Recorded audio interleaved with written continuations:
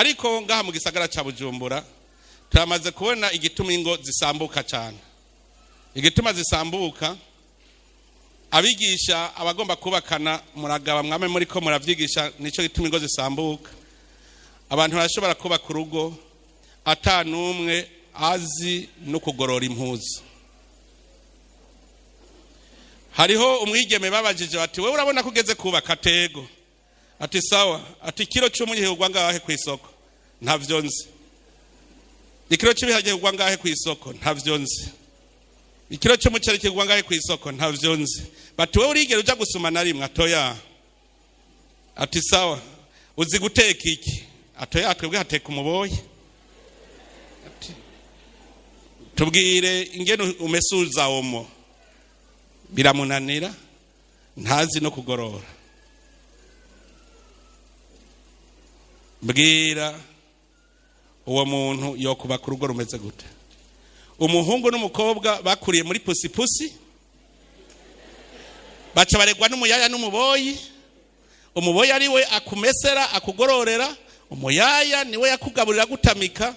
Uguma bateka wiberengaho kuri televiziyo gusa, ufyonda nguri mu mafilme, uva muhira ugiye muri korale mukavyina ugacuta ugacushika wicara muri saro muri aba televiziyo gusa. Mbwira ugo rugo umuhungu n'umukobwa bahuye bameze uko bogubaka gute?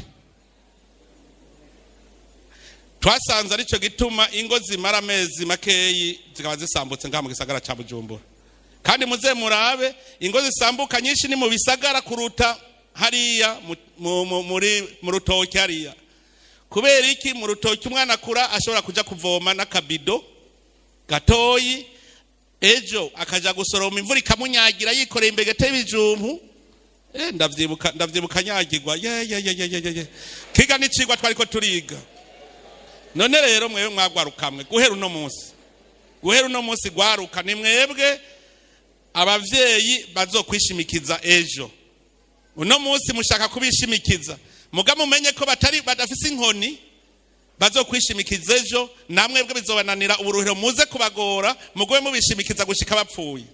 Ugwaruka rero ni mutangure muhinduke uvuga uti no, uno munsi nije nteka, uno munsi nije mesa.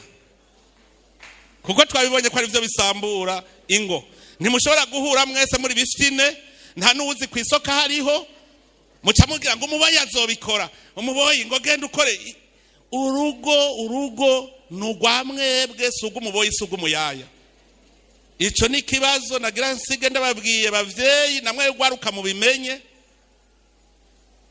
Ega ndabivuga kuko iwanje abana bagiye guteka barabirukana. Ngo no, ngo yo havasha, ngo ariko arakeka igitunguru yo hava yitema. Ni yiteme nyene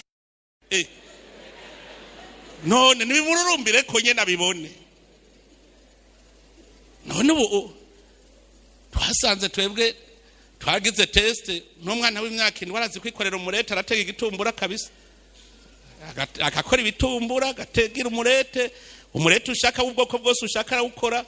Hanyuma akamenya kwikorera salade de fruits. Chatuvuga tuti bwa bundi urugo ntimuvuge ngo urafise urugo udafise abana.